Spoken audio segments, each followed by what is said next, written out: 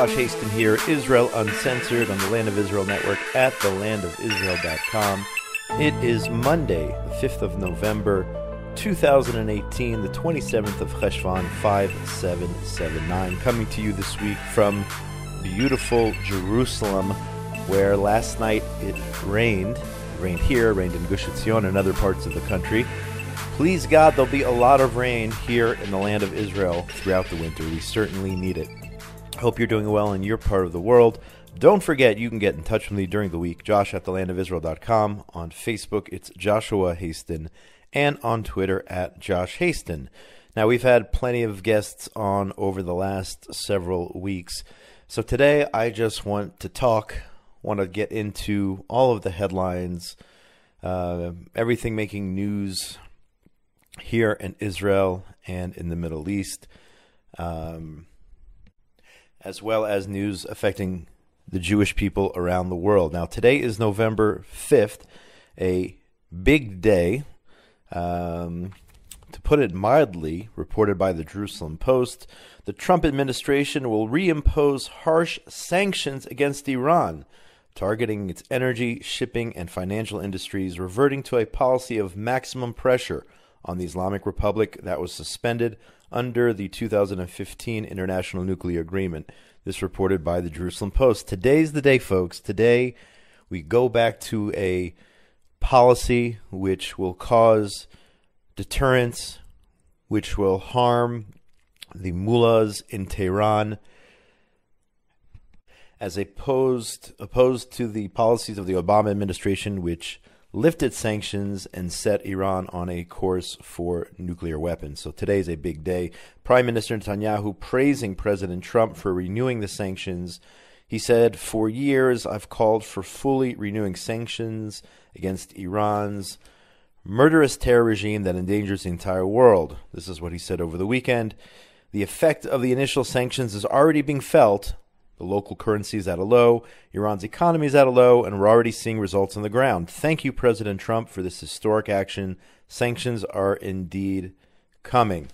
So that is the story with sanctions on Iran, undoing the damage perhaps done by the Obama administration and their policies. That's why pencils have erasers, people. And we'll see how this plays out with the Iranians. The Europeans, of course, not happy about this at all.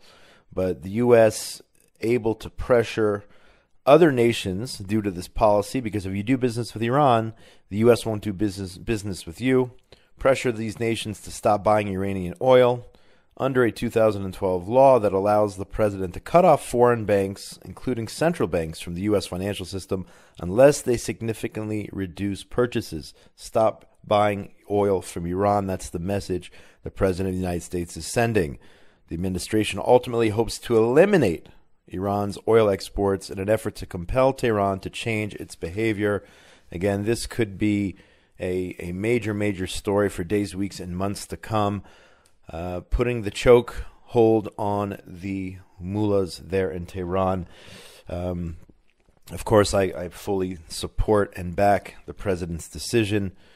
And this is the way it should always have been handled. Unfortunately, damage was done, and the Iranian nuclear agreement was approved. But thank God we have somebody who sees the light, and this is good for Israel. This is good for the United States. This is good for the whole free world, who opposes the long arm of terror, which is being used by the Iranians and their proxies all over the world to carry out these atrocious attacks in the name of radical Islam. So we'll have to see how that all plays out. Speaking of terror, here in this country, there was supposed to be a vote yesterday proposed by Jewish Home Party head, Minister Naftali Bennett. In the Ministerial Committee for Legislation, there was supposed to be a vote calling on Israel to expel the family members of terrorists, those evil individuals carrying out murderous attacks against residents of the state of Israel. So Naftali Bennett, Minister Bennett, was hoping to pass this legislation yesterday. Unfortunately, it didn't happen. The prime minister said that he wanted to speak to the heads of the coalitions before moving further.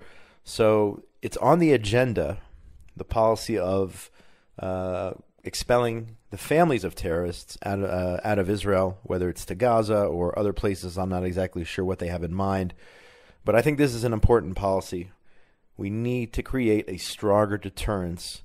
We have a policy of home demolitions. It takes months and months and months sometimes in order to pass or gain approval from the courts in order to demolish the house of a murderous terrorist. Sometimes, as I've explained on the show, sometimes they just take down his room. They destroy his room. They don't even destroy the whole house. We have to create a strong policy. We need to send a strong message so that these families know, so that they can warn their sons and daughters and whomever else may have in mind to carry out a murderous attack against Israelis or an attempted attack, that there will be a significant price to pay which will affect the whole family. Now, those out there will probably say, well, that's collective punishment. If you punish a family because someone in the family went and carried out an attack, I'll tell you what real collective punishment is. Real collective punishment is when you have to look over your shoulder when you're walking down the street because you're afraid that somebody's going to stab you with a knife, a terrorist is going to attack you. That's what terrorism is. Terrorism is collective punishment of the mind, trying to cause fear and panic amongst an entire population. That is real collective punishment. And Israel needs to crack down on those who are trying to murder our citizens on the roads, at our shopping malls, wherever it is. We have to create a serious deterrence. Unfortunately, we have not done that until now, and the attacks continue, whether it's rock throwing, create a deterrence for that, whether it's stabbings, God forbid, or shootings, or whatever it is on the roads. We need to create a serious deterrence, folks. Enough is enough. So thank you to Minister Bennett. Hopefully this policy will be approved by our government. Let the terrorists know there will be a significant price to pay. You will not just be going to an Israeli prison where you'll get your second degree, living in a country club, but your entire family will have to pay the price for your actions.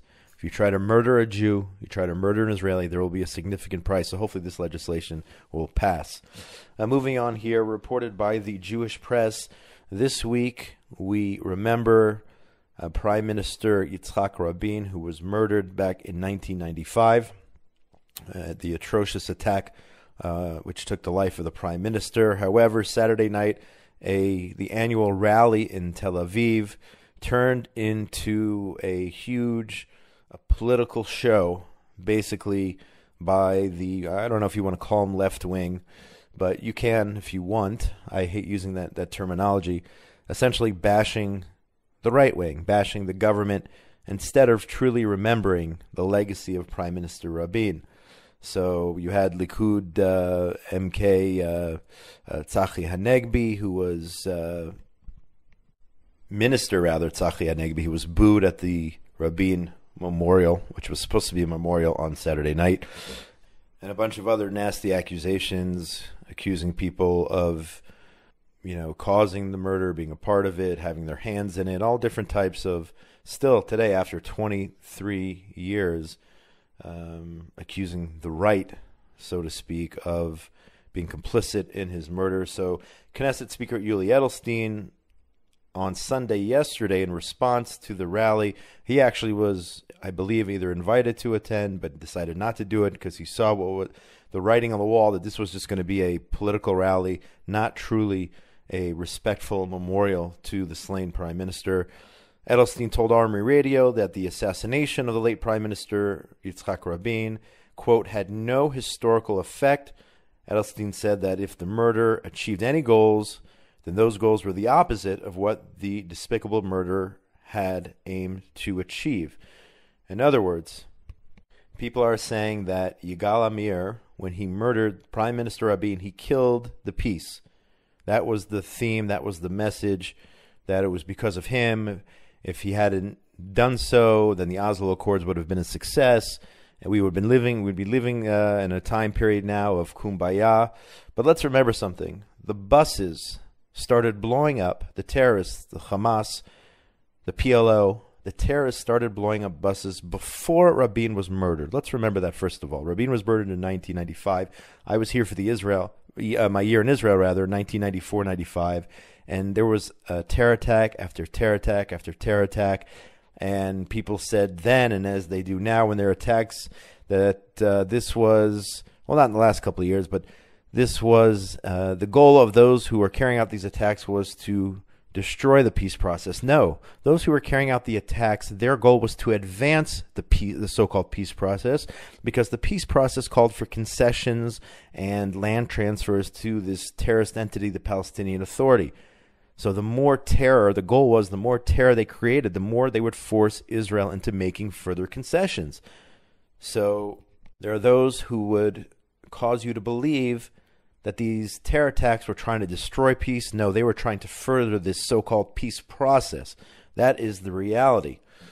So again, back to Saturday night, Meretz chairman MK Tamar Zandberg said at the rally that Rabin's murder was, quote, the best political assassination in history. According to her, the goal has been achieved. Peace is shattered. We can't ignore the fact that what was in 1995 was fringe extremism. Today constitutes the central organized and well-funded work plan of the government. Again, blaming the government, our government now, saying we're just like Yigal Amir. The government now is just like those who incite to violence, and it is the fault of the right, essentially, is what she's saying, for the murder of Rabin.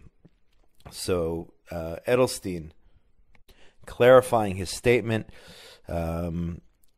saying that as opposed to what MK Zandberg was saying, that Yigal Amir, the murder of Rabin, actually had prolonged the life of the Oslo agreements, which he says were doomed to fail from the start. In other words, bottom line is this: the murder of Yitzhak Rabin did not kill peace, as Zandberg and others would lead you to believe. Of course, we condemn it. Of course, we say it was atrocious. It was a tragedy. It sent a country into mourning, and the ramifications were felt for years and years and years. That's not, that's not what I'm denying. What I'm saying is that, and what Edelstein is saying is that his murder did not cause there to be a lack of peace, because, as Edelstein said, Oslo was doomed from the start. I think that Dr. Einat Wilf, former MK, and not a right-winger, Dr. Einat Wilf, I think she explained it perfectly on Twitter yesterday. She said the following: many mistakenly believe Rabin's assassin also murdered peace. But Barak, Prime Minister Barak, she's referring to her in 2000, and Olmert in 2008, put forth bolder proposals than Rabin, and a Palestinian yes was notably absent. The issue is, she says, is that Palestinians still deny equal rights of Jews to sovereignty in any part of the land. This is Dr. Einat Wilf, okay? This is not somebody from the Likud. This is not somebody from the Jewish Home Party saying this. She's acknowledging that Rabin's assassin did not murder peace. There were other proposals afterwards. Ehud Barak, Ehud Olmert, they put other proposals together, but the crux of the problem is the failure for the Arabs to recognize that Jews can live on any part of the land of Israel. We're not even talking about Judea and Samaria. They won't recognize a Jewish right to live in Tel Aviv, Haifa, Ashdod, Ashkelon, wherever it is. So thank you to Dr. Einat Wilf for recognizing and acknowledging the fact that those who try to politicize Saturday night's, what was supposed to be a memorial service, were wrong. What they were saying was inappropriate, and just not true. Just absolutely not true. So thank you to Dr. Einat Wilf. Moving on, life down by the Gaza border for Israelis continues to be extremely difficult. Perhaps it has been a little bit better, I guess, in recent days. Less people showed up. Less Hamas and their supporters showed up on Friday for the weekly rallies to try to infiltrate into Israel, try to murder Jews.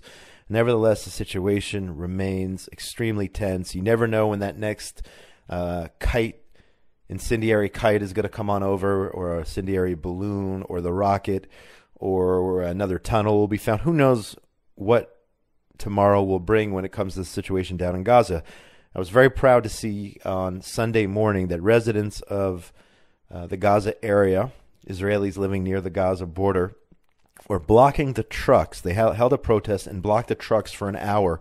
Those trucks that are providing humanitarian aid and building materials and everything else that is going into, that Israel sends into Gaza. What that does, those trucks, what we're actually doing, very sadly, is we are enabling Hamas, because Hamas hijacks, takes over those trucks, takes the construction material, doesn't use them to build hospitals and schools, instead uses them to build their terror tunnels and uses the fuel to propel their rockets. So that is I think that should be done every single day, blocking the trucks going into Gaza. I mean, it's a whole racket, by the way, what's going on down there. And we can do a whole show just on that, on the racket of people are making money over the fact that they are supplying the Gazans with so-called humanitarian aid and whatnot, but actually it's all just a big Hamas racket, and we're enabling Hamas. It's very sad. So I'm glad that the residents of the South have said enough is enough. They're going to block the trucks, even symbolically, just to get that message out so people understand what we're talking about down there. I say stop sending in, close off the border once and for all. Stop sending in the trucks. Stop enabling Hamas. That's all we're doing. If they need supplies, let them go to Egypt or whatnot. We should not be complicit in the weapons which Hamas then manufactures from Israeli goods. That is unacceptable. So we need to get tough down there. We need to change that policy. Ynet reports over 100 students left the Shar HaNegev Regional Council High School on Sunday. This is a high school near the border with Gaza, to make their way to Jerusalem as part of a march to raise awareness for the ongoing high tensions along the Gaza border. These students, sophomores, juniors, and seniors in high school, are walking to Jerusalem, 90 kilometers away, over the course of 5 days, expected to get to the Knesset on Thursday in Jerusalem. And they want to raise awareness that they've been living now for an entire generation under rocket fire, under attack, under 3 different Israeli military operations against Hamas, and they've had enough. And these kids deserve a normal childhood like kids all over the world. Unfortunately, the concept or the phenomenon of PTSD doesn't exist down there. Why? Because they're always in a state of trauma. Each and every day. You always have to know where a bomb shelter is down there. It is very hard to lead a normal life, so I feel for these children down there. They should know that the rest of the country is with them, but unfortunately, our policies are not strong enough, and it has to start with what I said before. Stop enabling Hamas. Stop sending in the trucks into Gaza, providing them with these supplies, with this phony humanitarian crisis which doesn't exist. And once and for all, I mean, eventually rebuild Gush Katif. I mean, that should be part of the plan. But for now, shut off the border, shut off the electricity, and let the people overthrow the evil, which is Hamas. So great job to those kids, high schoolers, who are walking to Jerusalem to get the message out. Switching to ice cream. That's right. We're going to talk ice cream now. Ben and Jerry's. If you have not heard by now, Ben and Jerry's, I'm talking about the U.S. Headquarters, where Ben and Jerry's is in Vermont. They launched a new flavor called Pecan Resist. Okay? According to Ben and Jerry's, this flavor supports groups creating a more just and equitable nation for us all, and who are fighting President Trump's regressive agenda. So, of course, one of those organizations which they are supporting is the so-called Women's March, headed by Linda Sarsour, the anti-Semite, the Farrakhan-loving, terrorist-hugging, evil person, lives there in the U.S., anti-Semite through and through. So she was, her organization is being bolstered by Ben and Jerry's ice cream. That's right. That's who they've decided to back, to support. And I've brought it up on social media, and I just can't. I am shocked that Jews, are disagreeing with me that it isn't important to get the message out on who Linda Sarsour is. People are willing to give her a hall pass because, according to them, she does great things for women in other realms. I'm not sure about that. Just go to her Twitter feed or those tweets that she deleted, the things that she says about other women who don't support her views, who don't support her love of Sharia law and whatnot. Listen to those. Go check out her tweets. Go check out what she has said. Go see how she's buddies with terrorists and Hamas and Muslim Brotherhood and all these other terror elements which she supports and she's in bed with. You know, it's like this. Hitler, I'm sure, may his name be blotted out. Hitler, I'm sure, was nice to his children. I bet he was. I don't know this for a fact. I'm sure he was nice to his children, just the way I'm sure Linda Sarsour is nice to her parents. And, you know, you can create this illusion that she's a wonderful person doing great work for women, even though she's a notorious anti-Semite. So I don't understand why Jews are overlooking the fact that this is who she really is. And the fact that Ben & Jerry's decided to support her organization is sick. And it's great to know that Ben & Jerry's here in Israel said it has nothing to do with this campaign. It's not bringing in this pecan-resist flavor to Israel. You know, there are 3 Ben & Jerry's factories in the world from what I know. One in Vermont, one in Amsterdam, in the Netherlands, and the third one here in Israel. The one in Israel, in Be'er Tuvia, which, by the way, has been under fire over the last 15 or so years because they're near the Gaza border, near Kiryat Malachi down there. I've actually gotten a factory tour. They're independent. They have nothing to do with this flavor or this campaign.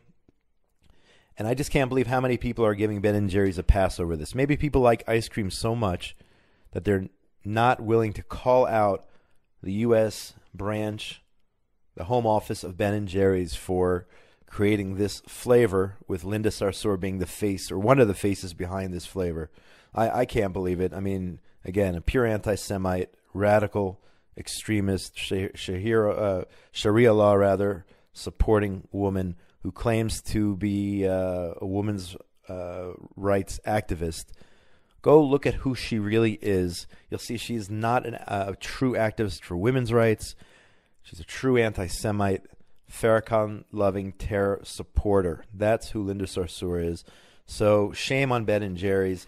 And I say just support the Ben & Jerry's here in Israel and thank them for not having anything to do with this campaign, this political campaign over ice cream. Yes, ice cream.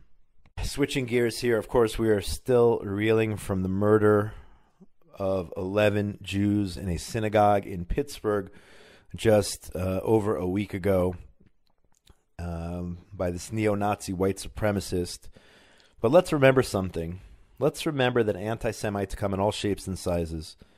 Whether you're talking about white supremacists or extremists on the left, Islamists, the problem is that the second two I mentioned, the Islamists, the extremist leftists, they're usually ignored by the media, and the focus is on the white supremacists, not trying to downplay, God forbid, what happened in Pittsburgh. But since then, we've seen many other hate crimes against Jews in the U.S., Europe, that's just like a regular occasion. It happens all the time, unfortunately. Again, of course, Pittsburgh, that was neo-Nazi scum, but so many of these other hate crimes against the Jews are carried out by this other form of the same evil. An example, the Jewish press reports that the NYPD on Friday night arrested 26-year-old James Polite, not very polite, who spent his childhood living in 13 foster homes, struggled with mental illness, drug addiction, volunteered on Barack Obama's first presidential campaign. He was arrested for vandalizing Union Temple on Eastern Parkway in Brooklyn with anti-Semitic graffiti stating, "Die, Jew rats. We are here. Jews better be ready. End it now. Hitler," all this other kind of stuff. There were several other anti-Semitic attacks. I think one on a house in Las Vegas. Actually, the person wasn't even Jewish who lived in the house with swastikas. And then another one, I think, in California. All these hate attacks. I actually just saw a video of kids in Brooklyn throwing something, shattering windows at a synagogue. Also, I think in Brooklyn or Williamsburg, somewhere in New York. Not white supremacists, but members of other groups carrying out these attacks. So the bottom line is those other people should not be given a hall pass. The Linda Sarsours and the others out there, the extremists or the radical Islamists who carry out anti-Semitic attacks, whether it's in Europe, the U.S., or in Israel, wherever it is, they should not be given a hall pass. Well, of course, we have to recognize the evil of the white supremacists as well. But let's not ignore this horrible reality, which is anti-Semitism. Again, anti-Semitism has been alive and well for over 3,000 years. It's not something new. Of course, people bringing politics into it these days, blaming, of course, President Trump, blaming the Republicans, blaming everyone under the sun, but minimizing the responsibility of those who actually carry out these attacks. And as I said just a minute ago, ignoring the attacks when it comes from either extreme leftists or radical Islam. So that has to change. But anti-Semitism, folks, isn't going anywhere. As I say every week on the show, it's all about staying vigilant. It's all about being prepared. And that's what we have to do. That is our small part to protect ourselves.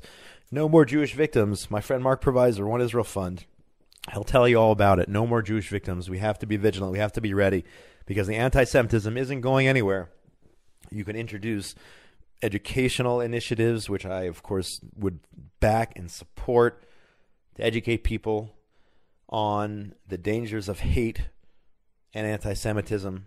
At the end of the day, it's been around for thousands, literally, since Egypt, thousands of years. Anti-Semitism. How were the Jews turned into slaves in Egypt? It started with an anti-Semitic edict by the Pharaoh, and we've seen that from there through the Holocaust, the pogroms, and everything else throughout Jewish history till today. People now are, I guess, in a different frame of mind because things were so quiet in America. Not that there wasn't anti-Semitism under the surface in the U.S., but now that it's at the forefront after Pittsburgh and whatnot, people are realizing, well, at least they should be realizing that this is a phenomenon that's been going on for a very long time. It's not going away anytime soon. So Jews everywhere, rather, have to be prepared at all times. Anyway, just to end with something positive, I'm just looking here at my weather app for Jerusalem. It's supposed to rain on Tuesday, and then again on Friday and on Shabbat on Saturday here in Israel. So that is a positive development, which I'd like to end the show with. Please God, it will rain. It will rain in buckets and buckets and buckets. It will pour. That is my hope. We need all the rain that we can get. It is in the forecast. I hope it actually happens. We need as much rain as we can get. But right now it's looking positive for some rain here in Israel. So let's leave you on that note of positivity here, because it's, despite all that, sometimes you can get depressed by the news, everything going on, all this craziness I'm reporting here, from what's going on down in Gaza to anti-Semitism and everything else in between. But it is still a beautiful fall day here in Jerusalem, nice and cloudy, the way I like it. People who know me know I love the rain, I love the winter. Looking forward to a very wet winter, please God. I hope it happens, and I hope we get the rain that we so desperately need here in the Jewish state of Israel. That is it for today. My name is Josh Hasten. This has been another edition of Israel Uncensored on the Land of Israel Network at thelandofisrael.com for the 5th of November, 2018, the 27th of Cheshvan, 5779, Rosh Chodesh Kislev. Hanukkah coming up, folks. Here they're already selling the sufganiyot, the jelly donuts, and all the other kinds of donuts. Hanukkah is right around the corner. Looking forward to that. That'll do it for today. Get in touch with me during the week. Josh at thelandofisrael.com, Facebook Joshua Hasten, and on Twitter at Josh Hasten. Most importantly, between now and when we talk again, please God, next Monday, everyone out there, in the wonderful world of ours. Be safe. Shalom, shalom from Jerusalem, Israel, the capital of the Jewish people.